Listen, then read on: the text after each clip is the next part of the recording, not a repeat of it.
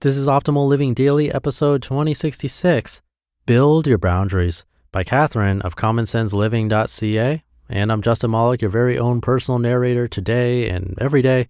This is a relatively short podcast, usually fewer than 10 minutes, where I read one article to you from the best blogs on the planet with permission from the authors. And on that note, let's keep this short, get right to today's post, and start optimizing your life. Build Your Boundaries by Catherine of CommonSenseLiving.ca. Quote, "Nobody will tell you to set boundaries. All the people around you benefit from your giving nature. Check yourself and slow down if you're giving too much." Sylvester McNutt III.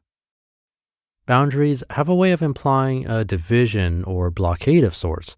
However, over the years, I have learned that they serve a much greater purpose. Boundaries, like walls of a building or a house, are meant to protect us, keeping us safe from rain, snow, and other storms that could possibly cause us harm.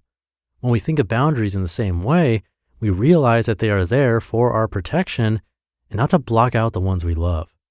Boundaries are necessary because whether we like it or not, everyone is not a kind-hearted soul after our well-being. Just like there are good people in this world, there will always be people out there that could be called energy drainers. These people may not even know they're doing it, but they have the power to suck our energy and drain us, but only if we allow them to. These people could be colleagues, bosses, family members, or even strangers. That is why it is so important that we communicate our boundaries and assert them if we are feeling that our energy is being threatened. A lot of the times I've seen that happiness relates a lot to how strong someone's boundaries are. More often than not, people who are too kind and giving will be taken advantage of. Their giving nature will be seen as a trait to exploit, and the wrong people will surely swoop in and exploit them until there's nothing left.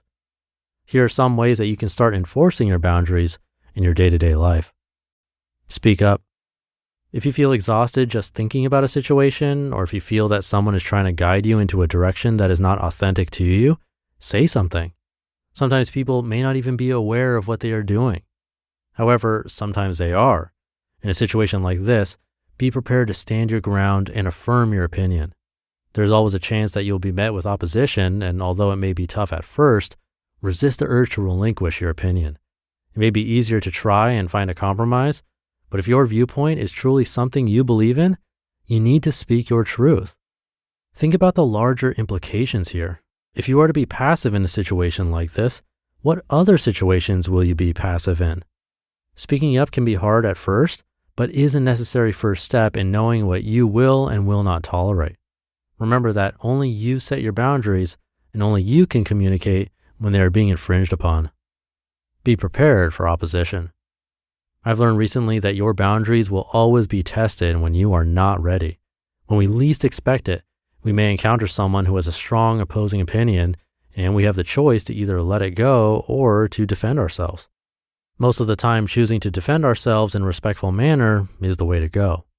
We may not agree with others on everything, but if the other party is determined to undermine you and make you feel small, do not accept that behavior.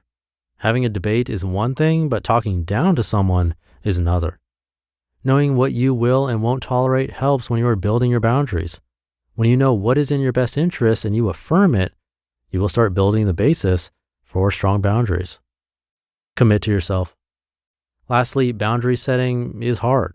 It is something that I still struggle with and that a lot of people are struggling with as well. However, it is important to know where to draw the line in any situation and to stand your ground. At first, it may feel foreign and you may even question yourself. You may wonder whether you are making the right decision. But if this decision makes you happier in the long run, then it is a decision worth fighting for. So lean into the discomfort.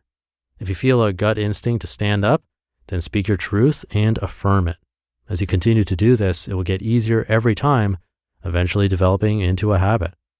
So in the end, building boundaries helps to protect us and protect our energy. It is a habit that allows us to show up as our full, authentic selves while also feeling happy that we live in alignment with our values. Rather than creating a dividing line, it helps others to understand us better and gives us a better sense of self. In short, setting boundaries is a worthwhile practice that helps you show up as the best version of yourself. So set your boundaries unapologetically and affirm them. You deserve it. You just listened to the post titled Build Your Boundaries by Catherine of commonsenseliving.ca. All right, I'll keep this ending short. I'm supposed to be on my way back to California today. So with that, thank you for being here and listening on the weekend, if you're listening in real time, of course. Have a great rest of your day, and I'll see you tomorrow as usual, where your optimal life awaits.